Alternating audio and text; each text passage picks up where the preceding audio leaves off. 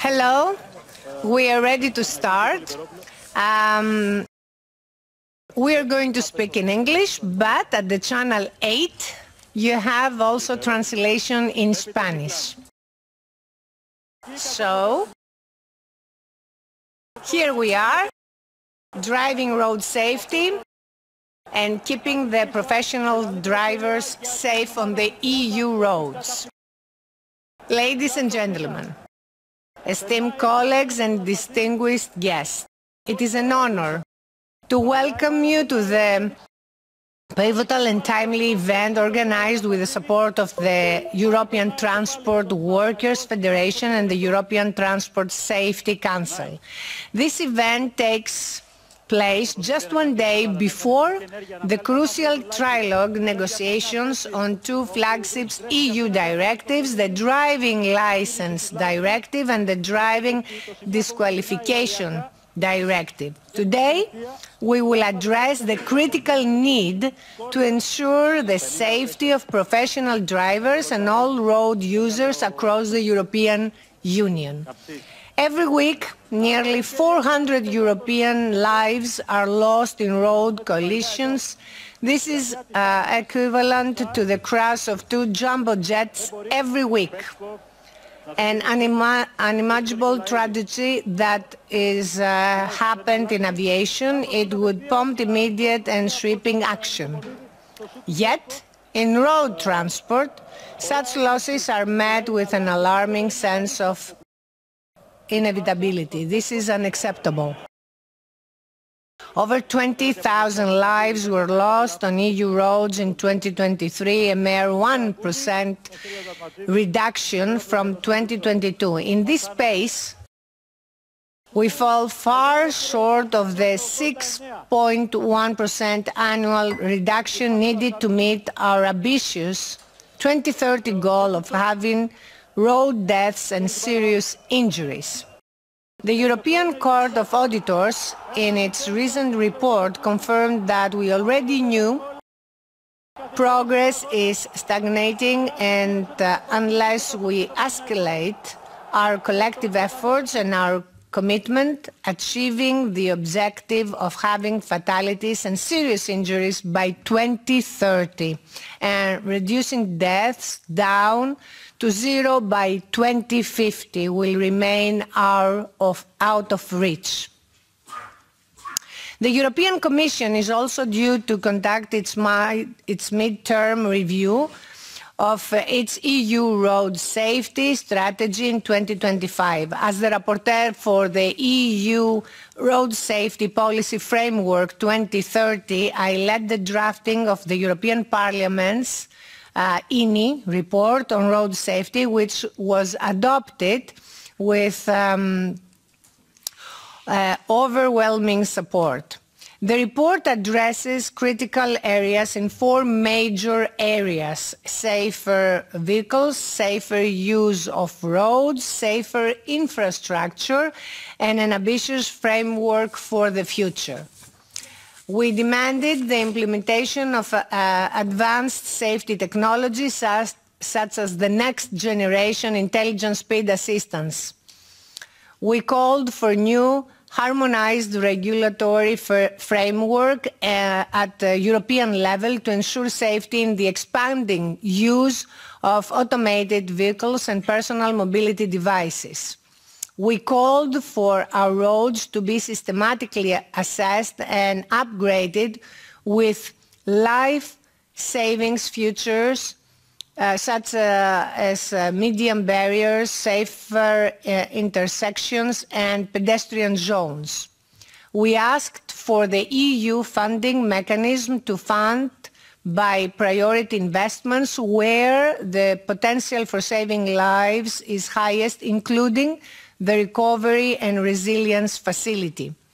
We proposed necessary measures to enforce speed limits, combat drink and drunk driving with zero-tolerance policies, and address driver fatigue, particularly for professional drivers. We advocate for a European recommendation to implement a 30-kilometer default speed limit in urban areas, ensuring the safety of vulnerable road users. And we championed the establishment of a European Road Transport Agency, similar to existing agencies for aviation and railways. Such an agency would provide expertise, coordinate actions, and elevate road safety as a European priority. Road transport accounts for a staggering 40% of work-related deaths in Europe. Among professional drivers, 66% of buses and coach operators and 60% of truck drivers report frequent fatigue. Fatigue not only endangers drivers, but also all road users. This issue highlights the systemic shortcomings of the road transport sector, driven by poor working conditions, inadequate rest periods, and the big pressure to meet tight schedules. These slightly stressful conditions are the reason why women and young people are unwilling to become professional drivers. In the European Parliament, in a report on road safety, we called on the European Commission to take decisive action in order to ensure that professional van drivers receive appropriate training and to address the pressing issue of drivers' fatigue and speeding. Additionally, we recommended tightening the roadworthiness test regime and introducing mandatory additional checks for vans used by parcel delivery service providers once they reach a specific mileage. Our report also highlighted deep concerns over driver fatigue in commercial freight and passengers transport, recognizing as a significant cause of road collision. We called on the Commission to ensure the proper implementation of Council directive on the health and safety of workers, particularly in relation to road safety aspects. Furthermore, we urge the Commission and Member States to increase the number of secure parking areas along the TEN-T network. Notably, this call was heeded with the new TEN-T regulation required the establishment of secure parking areas every 150 kilometers by 2040, ensuring that these facilities meet drivers' needs. The ongoing revision of the driving license directive offers an important opportunity to enhance road safety. However, some proposed changes, such as lowering the minimum driving age for heavy vehicles, for trucks to 17 or for buses to 19, pose grave risks. Evidence from countries like Finland, Germany, and Poland shows that younger drivers are disproportionately involved in road collisions, allowing 17 years old to drive 40 tons trucks and 19 years old to operate passengers' buses undermines our shared responsibility to safeguard lives. I fear that instead of serving the EU's Vision Zero, we are heading to the opposite direction.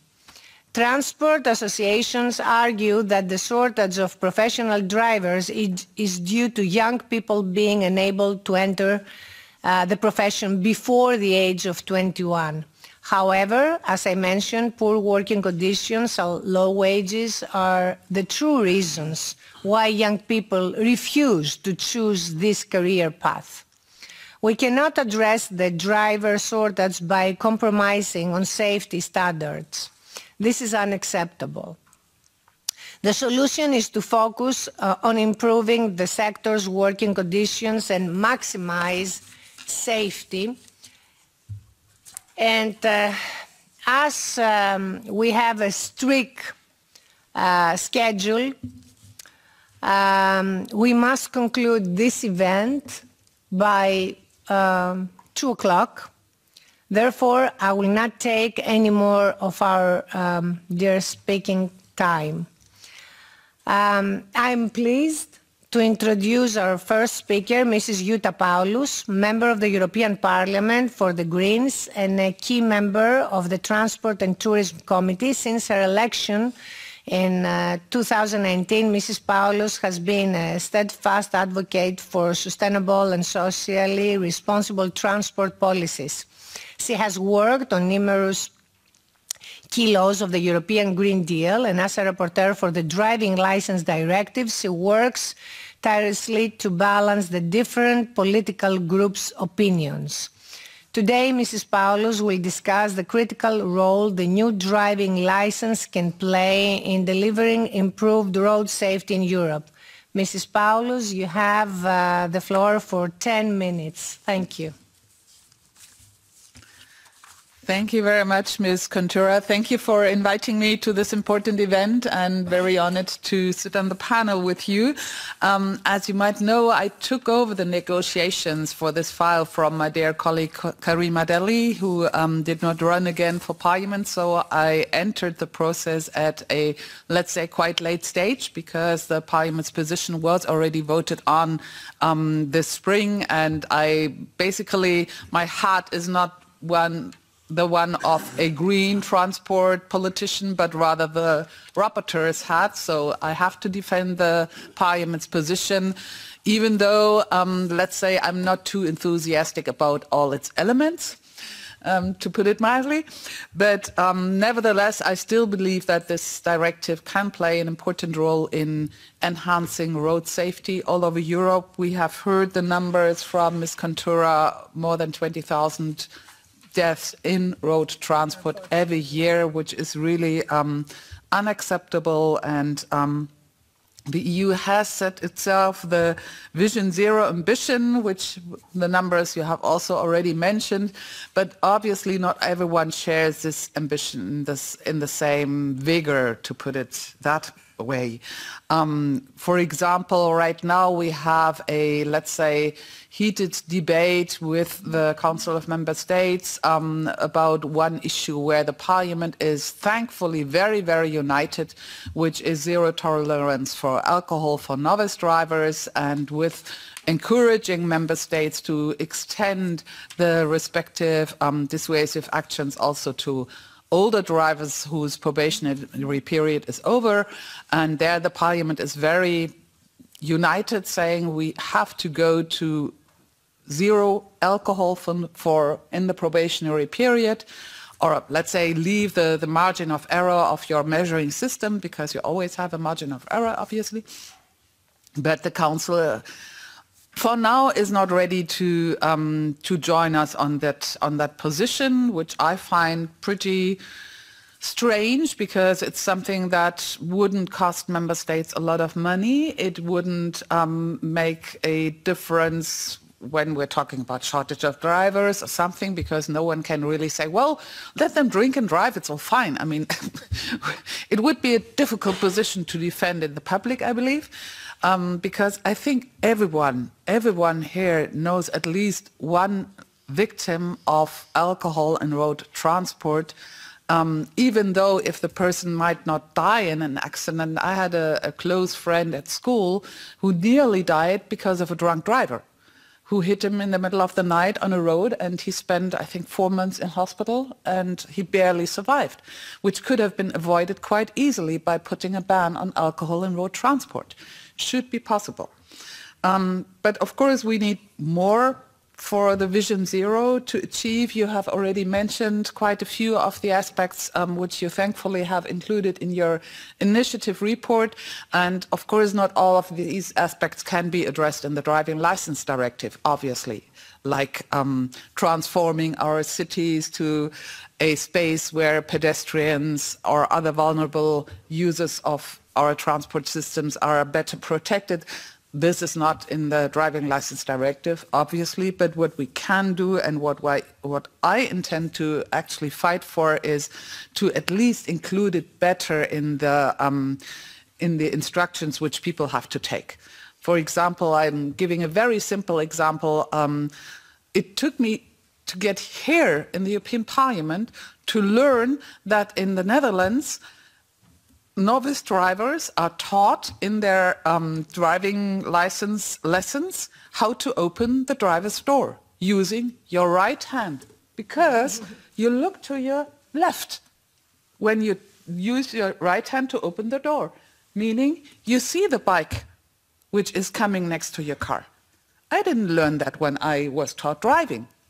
This is something that I want in the driving license directive, because it's a simple habit. It doesn't even cost money, but it would really prevent a lot of fatalities and also injuries, and it's so simple to do.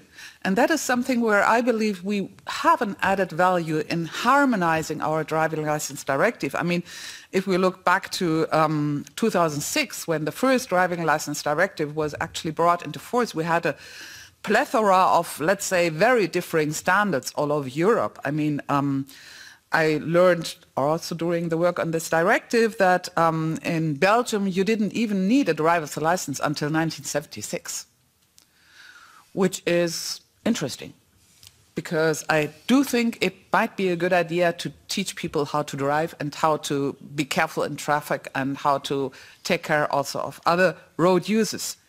So it's, I think, essential also to have freedom of movement all over Europe, to have certain common standards which we urgently need. And it's not only about regulation, it's about improving road safety, obviously. We need comparable standards, we need comparable requirements, and I cannot give too many details on the negotiations with the Council and the Commission.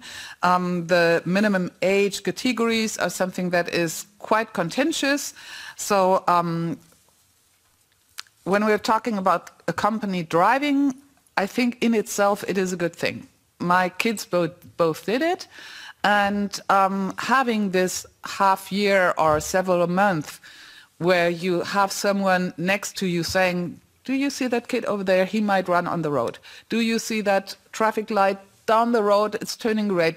Go off the accelerator. You don't need to accelerate now. This sort of thing, which you cannot include in your lessons because then they would become overly expensive, it's expensive already, is something that really also has brought down accidents. For example, when I had to change my insurance policy for my car when my kids started driving, because before that it was above 25, which gives you a lower tariff.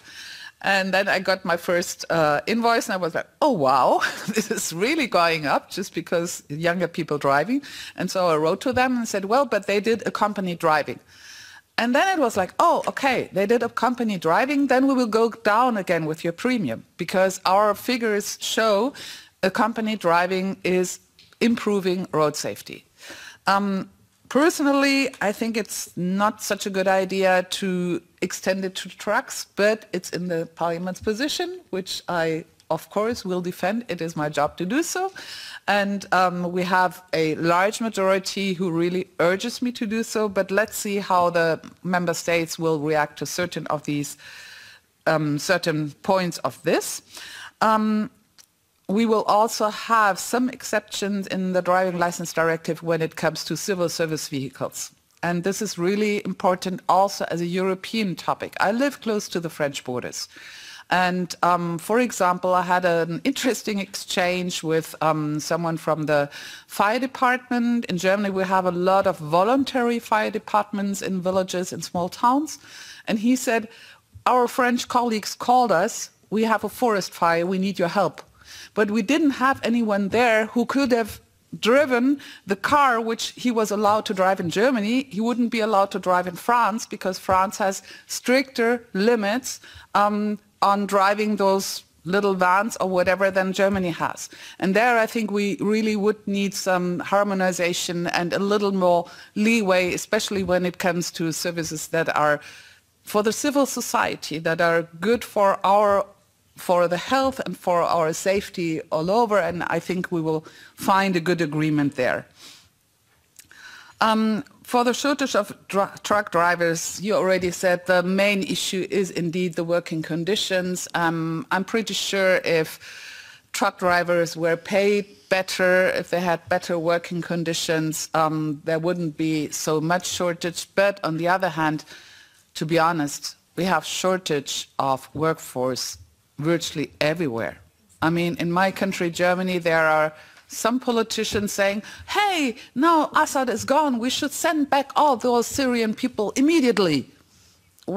And immediately the associations of hospitals spoke up and said, please don't, because then a lot of our workforce, physicians, nurses, will also be sent back. We will not be able to serve you then.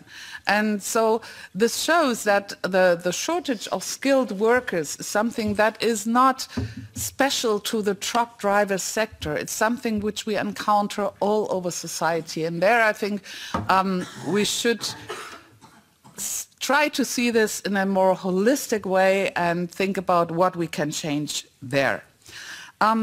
The Driving License Directive, as I said, will also update the requirements for examiners and examination criteria, eco-driving, the Netherlands way to open doors, but also requirements for first aid measures, which the applicants have to prove.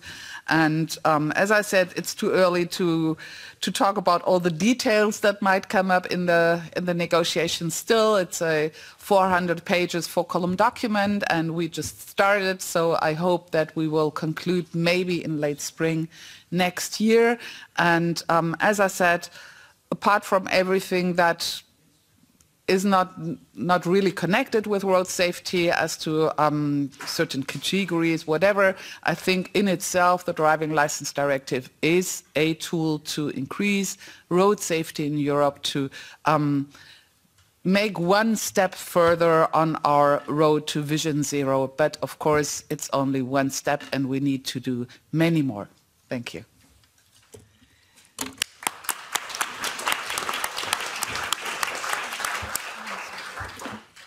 Thank you so much, Mrs. Paulus. Our next speaker is Christina Tilling, Head of the Land Transport Department at the European Transport Workers Federation. Ms. Tilling has been with ETF for over 2 decades and has led significant initiatives in areas such as gender equality, the ETF road transport section, the mobility package campaign. Mrs. Tilling will provide an introduction to the vital work of the ETF and their efforts to support workers across road, rail, urban public transport and the platform economy. Mrs. Tilling, the floor is yours.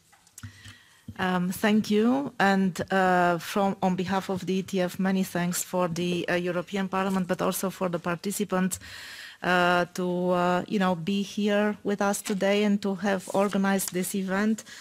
The message of the ETF, of course, is one of the drivers, that is truck, bus and coach drivers.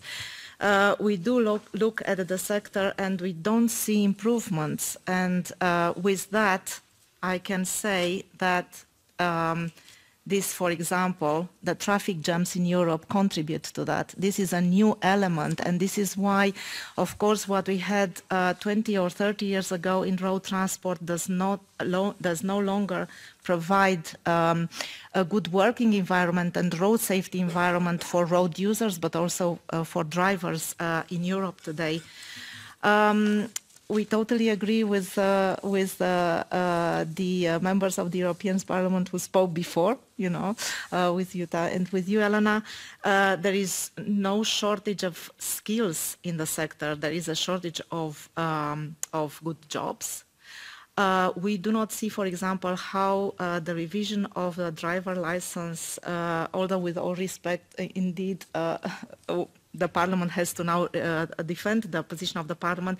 So we don't see how this revision of the directive and precisely the lowering of the age for access to profession will fill the gap.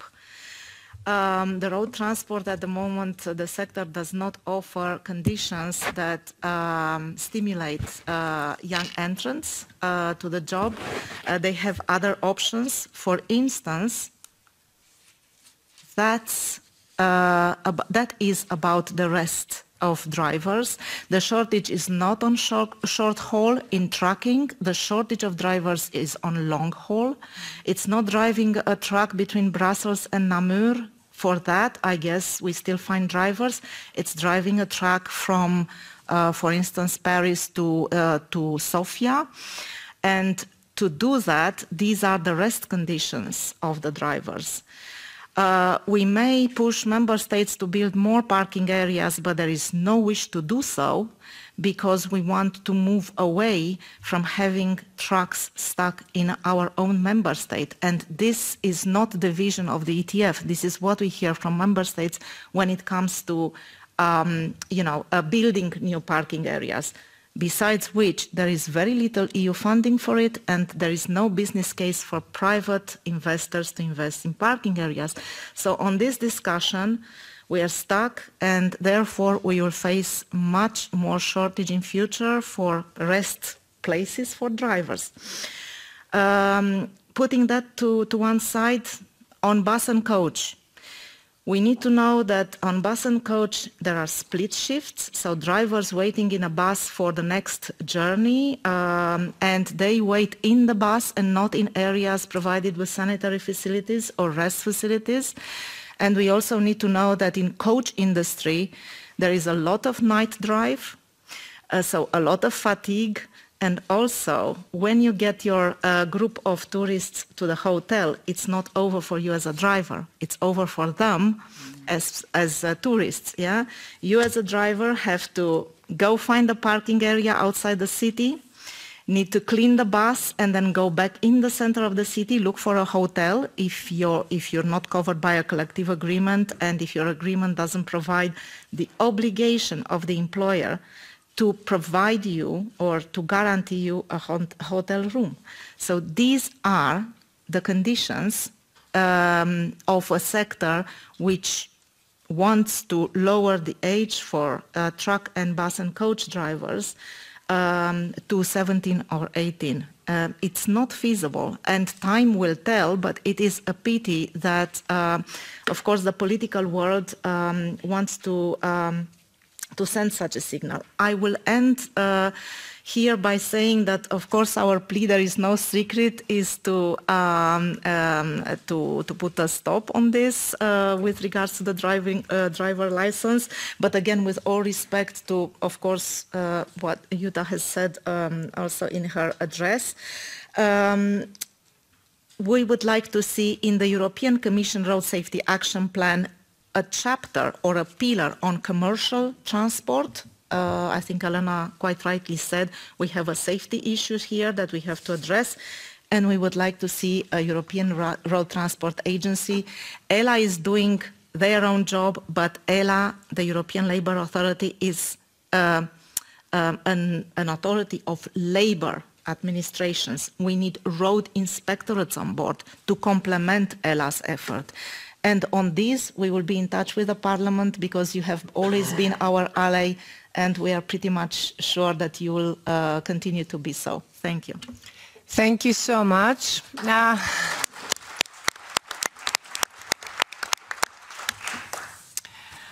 Our next speaker is Graziella Zost, Project Director at the European Transport Safety Council since joining the ETSC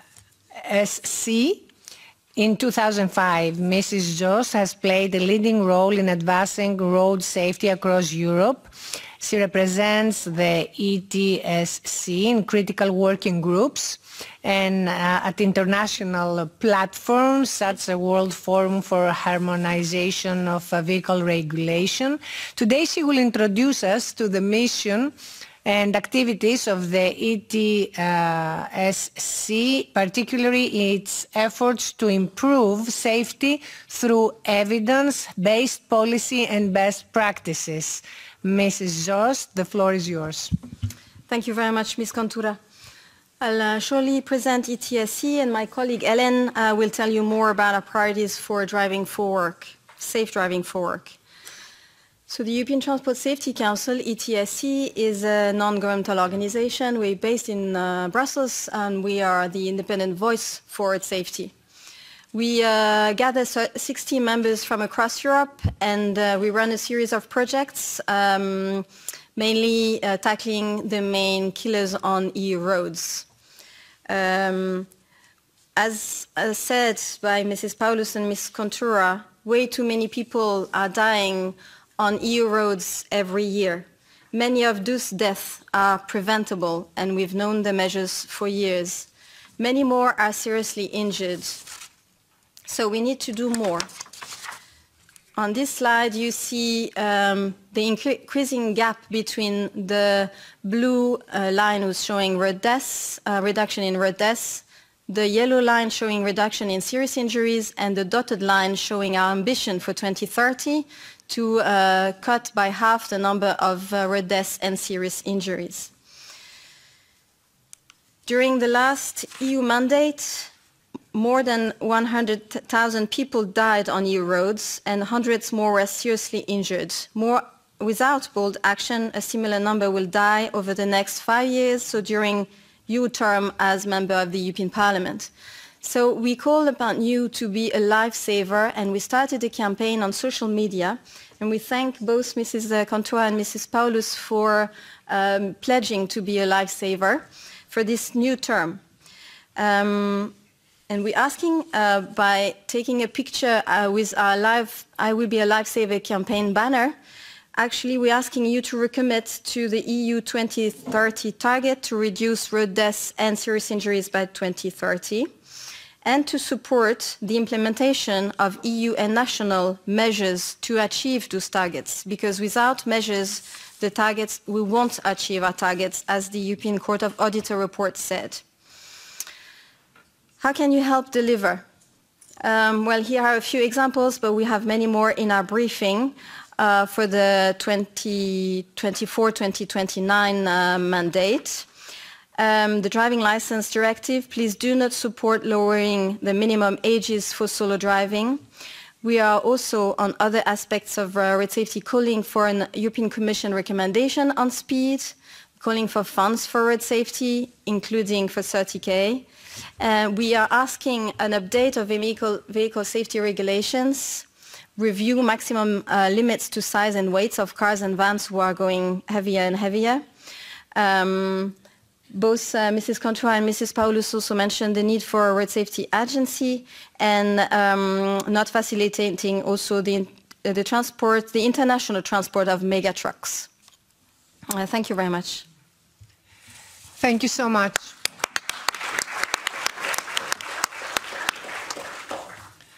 Our next speaker is Mr. Juan Pedro Garcia Rosales, a professional driver and a dedicated trade unionist. His dual perspective, both as a driver and as advocate, allows him to highlight the real-life implications of road safety policy. Mr. Garcia Rosales will share a personal account of what safety means for drivers on a day-to-day basis, shedding light on the challenges and opportunities faced by workers in the logistic and transport sector. Mr. Garcia Rosales, you have 10 minutes. Thank you so much that you will share your valuable insights. Gracias. Voy a ser un poco breve porque vemos que el tiempo nos come. Para mí, yo empecé como conductor profesional, empecé a finales de los años 80. Entre los 89 y 90 empecé a conducir. Conocimiento y experiencia necesaria. Bueno, según mi larga carrera... I'm sorry. The channel 8 is channel 2, I'm sorry, 2 in English. Please continue. Estos conocimientos, esta experiencia me han enseñado que lo importante es la experiencia en la conducción, conocimiento de las leyes, normativas, normas de seguridad, buena condición física y mental, porque hoy día sin condición física y mental es muy importante. Conciencia de la seguridad y la responsabilidad con lo que transportamos, porque muchas veces no sabemos ni lo que transportamos ni tenemos nada asumido de lo que llevamos.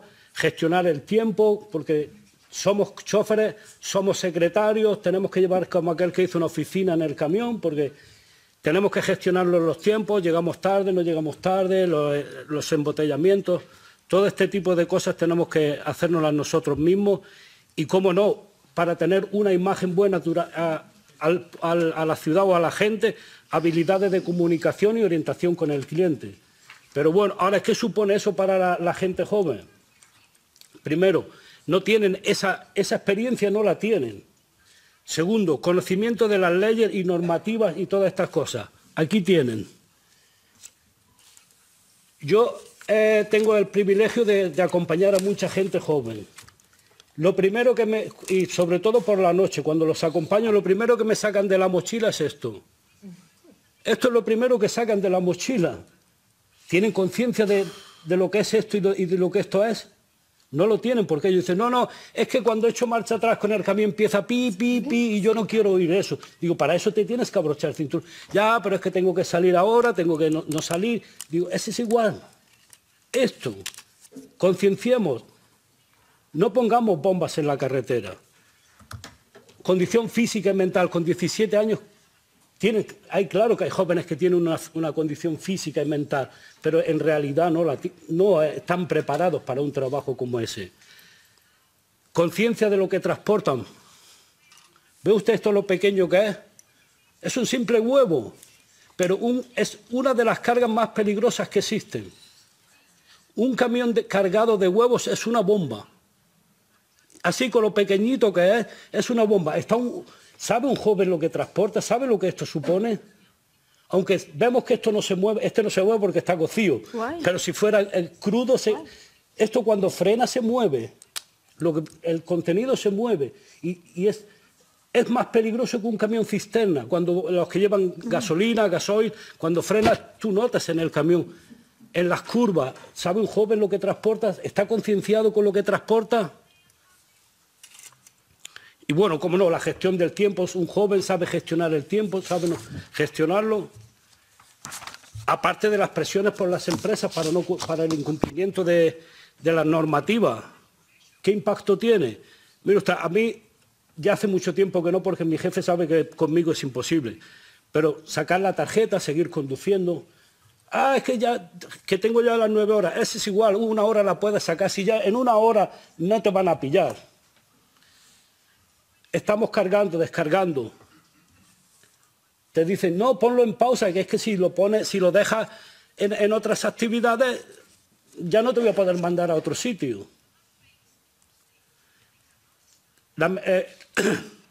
Descanso fraccionado irregularmente. Porque te dicen, no, descarga y ya tienes, a ver si puedes tener 3 horas, si no tienes 3 horas para hacer un descanso reducido. Hay que hacer 9 y 11, pero si tienes uno reducido de 3 y de 9, te vale de 11. Todas esas cosas, mal uso, todo el mal uso del tacógrafo. ¿Están los jóvenes preparados para eso?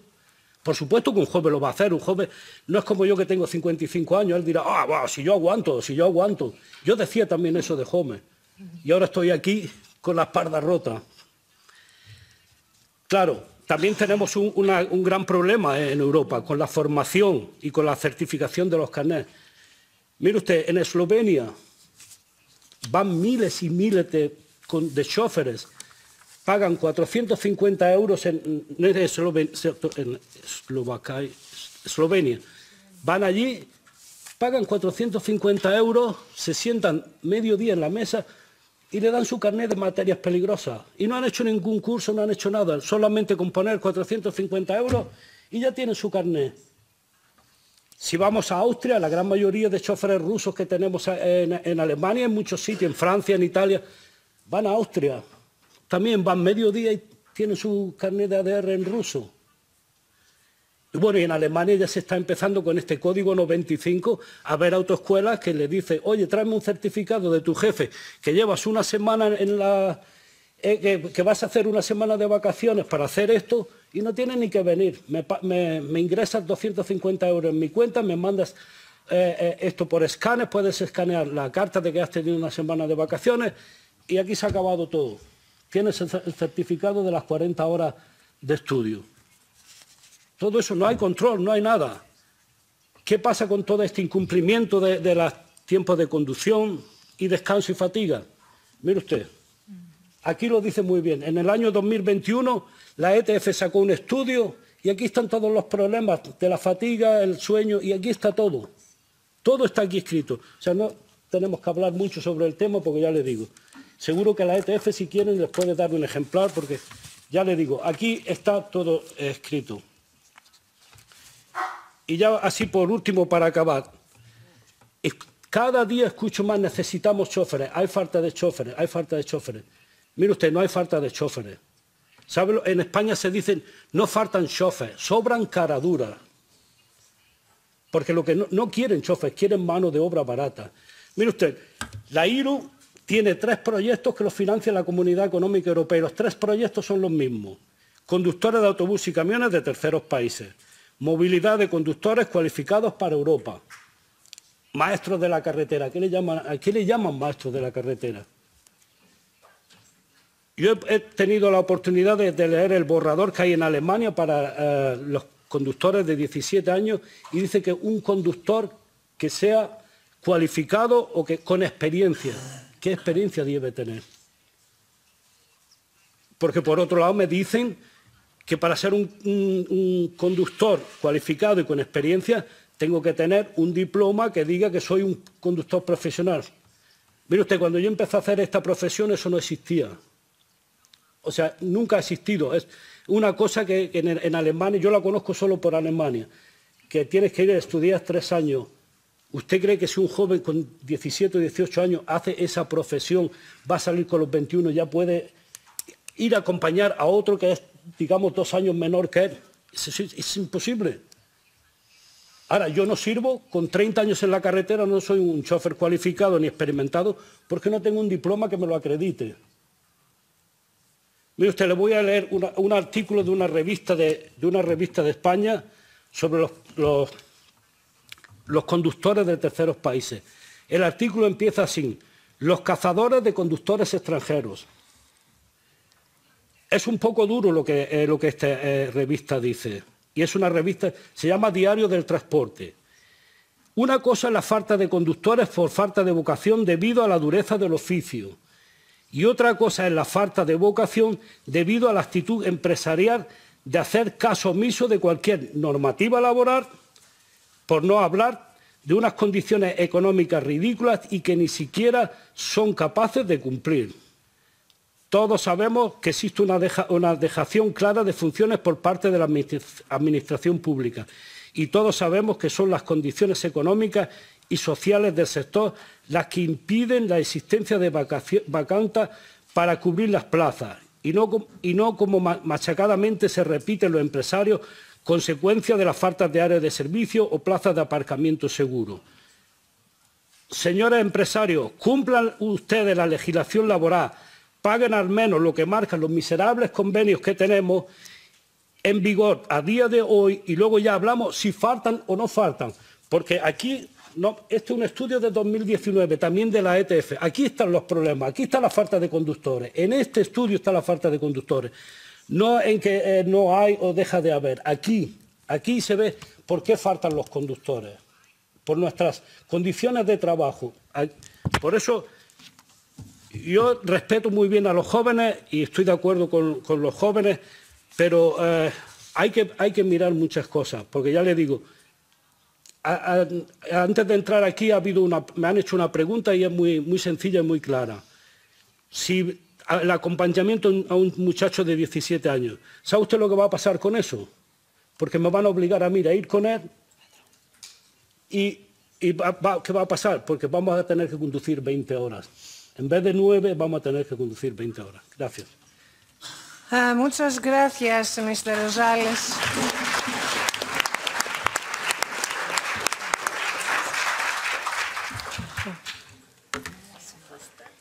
Our next speaker is Ellen Townsend, who has led the ETSC policy initiative since 2006 with extensive experience advising the European Commission, European Parliament and Member States on road safety issues.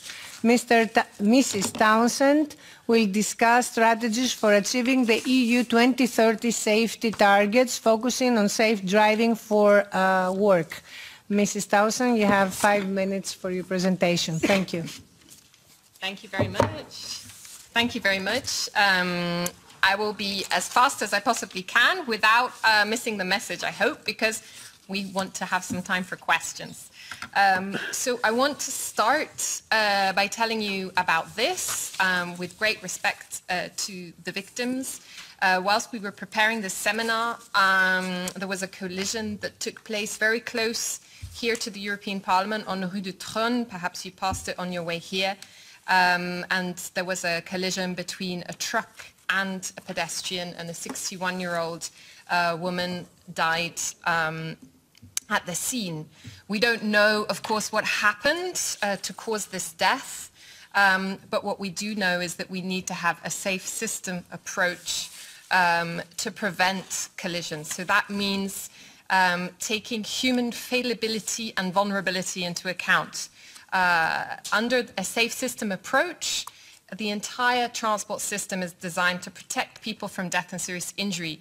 It means looking at safe roads, I'm looking at the road colleagues, roadside speed, vehicles, and other road users. So if one part fails, the other parts are still able to protect those that are involved. So this should not happen. 40% of road deaths are work-related. We absolutely need to tackle different elements within this, including more enforcement of driving and resting hours. We have our concerns on the driving license directive, which I'll come to in a moment. Here we have the latest figures in relation to the involvement of truck and van collisions. We'll also talk about buses a little later. So 25% of all road deaths involve these two. And who is it who's dying? Many are the goods vehicle drivers themselves, but also many more car occupants, pedestrians, cyclists, powered two-wheelers. Unfortunately, this slide here is showing that the rate of reduction of deaths in HGV collisions is slower than the other road deaths. So we really need to focus on working on this sector. So coming to the driving license, I just have two very short slides on this. This slide is showing us about the drivers. As drivers get older and gain experience and maturity, they drive more safely. So this is for the car drivers. And yes, we have data for lorry and bus, which the colleague Tino Gellert from the German insurers will present in a moment. So the risks associated with young drivers stem from inexperience, immaturity, and lifestyle linked to their age. And I really wanted to show you this.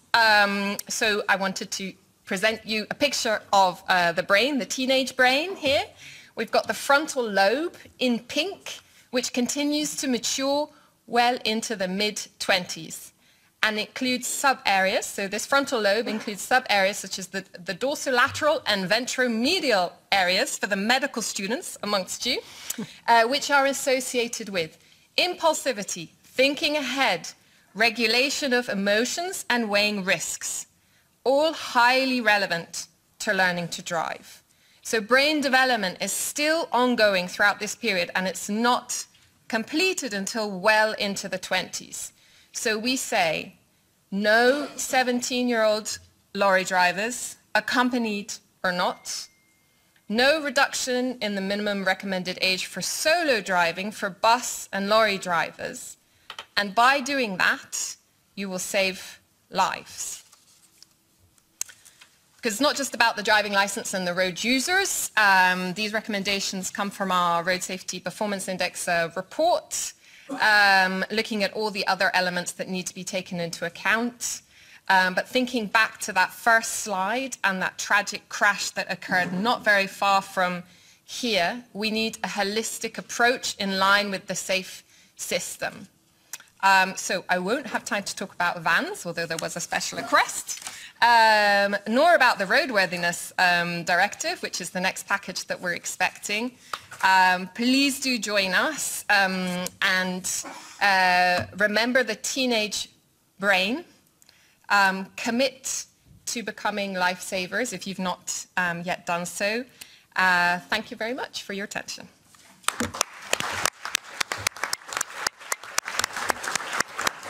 Thank you very much. I would like to announce that a member of the European Parliament, Nikos Faradouris, is here with us as well. Thank you, Nico, for coming. And our last speaker is remote.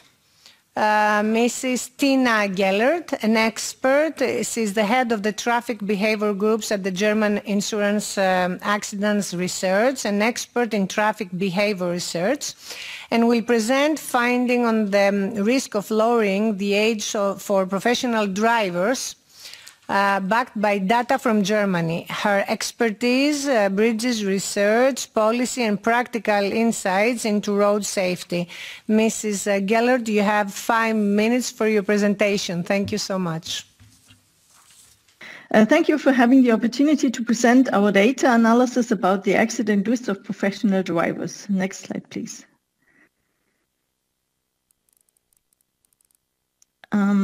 We are the GDV Accident Research.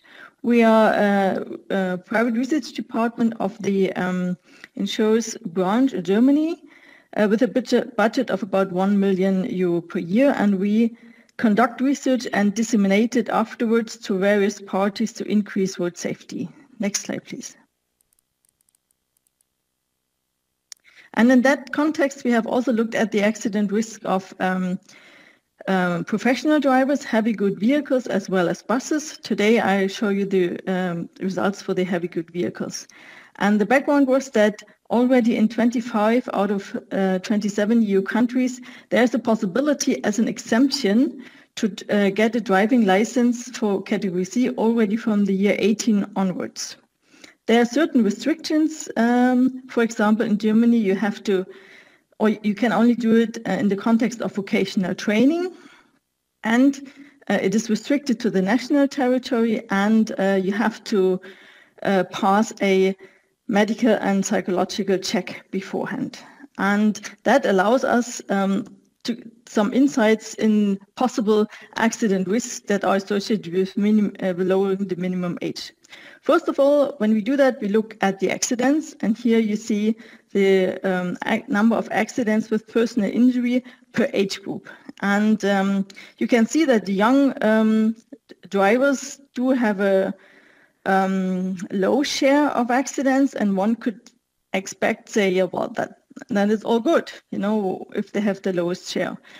But if we talk about accidents, we have to relate it to the exposure. That means the possibility to have an accident in traffic, because as long as you are in traffic, you do have a certain probability of having an accident. And the more you are in traffic, the more you have this probability.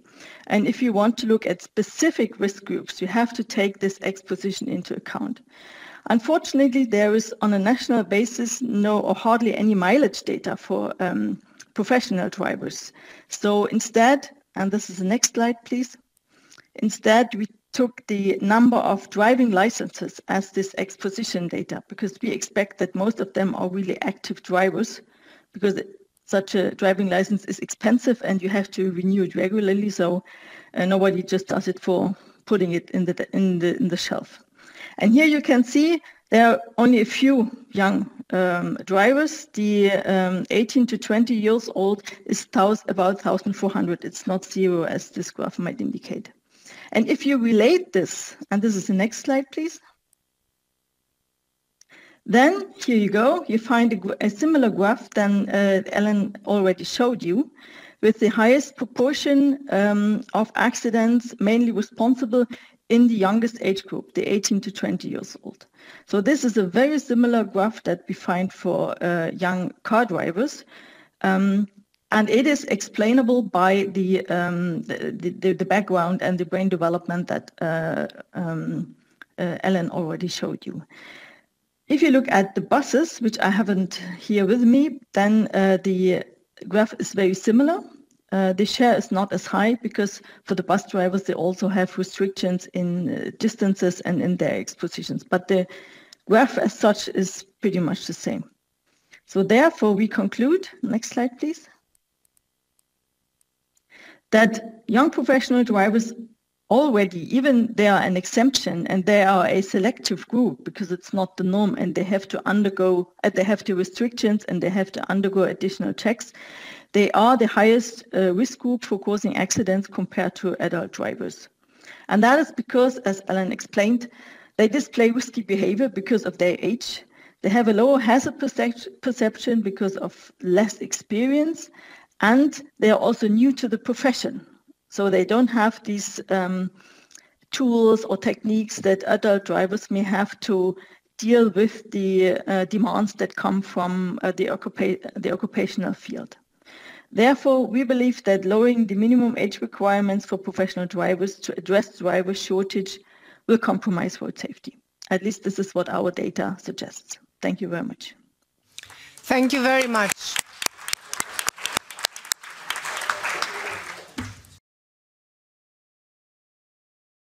So I don't know if there are some questions. We have maybe the time for one or two questions very fast.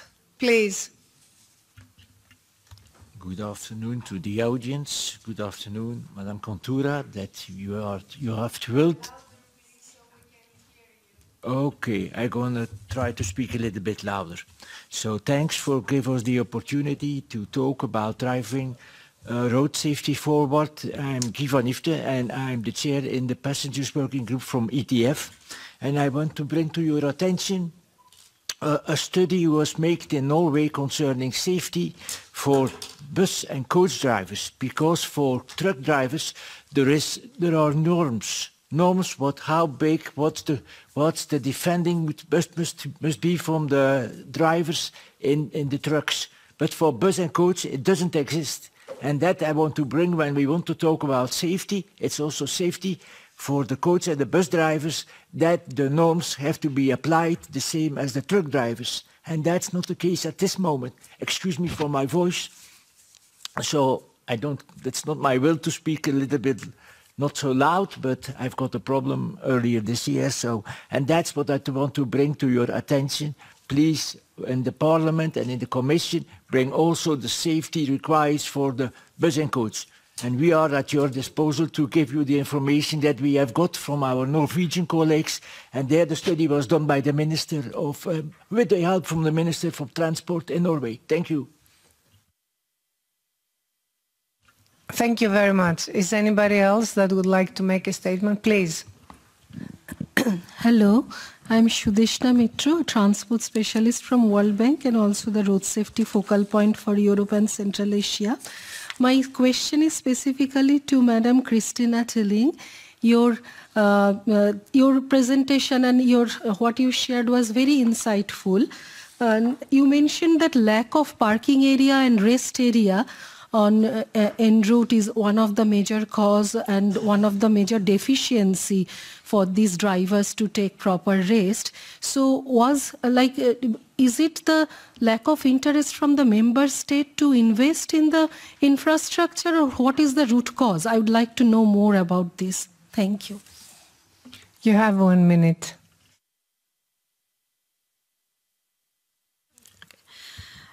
Yes, we had a number of meetings with the European Commission and with the DGs that deal with it, and that was back in about 4 or 5 years ago. There was a whole discussion about parking areas related to the mobility package, and indeed there is no appetite from member states to build massive infrastructure to accommodate hundreds of lorries, especially during weekends. On the territory of member states. It's disruptive for communities as well. So this is what we got as a message. Yes, and it's not a business case either for a private sector. So for the Commission call in investing in parking areas, we do not see a substantial move in what concerns private financing as well. Another question, because we have 2 more minutes, please. Good afternoon. I've got a question. I understand the big danger is lowering the driver license. And my question is, we as an NGO, can put some pressure. Is it best to do it on MEPs or our national government to stop this law? What is the most efficient way to work in this progress? Who wants to answer? You have a minute. Well, I would just say both. Thank you very much for the question. Both. Ms. Paulus explained, right? It's the council at the moment, so the member states, Belgium, your minister is there, and then the members of the European Parliament, and we have until Easter. So it's extremely important that you help us. Yeah, thank you very much for your question. Thank you so much. I would like to thank all the speakers once again for their valuable insights. It is evident that if we are serious about achieving our road safety targets in Europe, we must prioritize the issue of professional drivers as an urgent matter. Professional drivers deserve high standards of protection and safety as well as decent working conditions. We cannot base our decisions on the false dilemma between road safety standards and perceiving barriers to entering the profession. Today we have confirmed that lowering age limits is not sustainable or responsible solution to address the shortage of professional drivers or to attract new talent. This approach must be abandoned. Instead, we must focus on improving working conditions, increasing wage, and ensuring the professional drivers is a safe and attractive career for both men and women. Safety must remain a top priority in every political decision shaping our future. Thank you so much.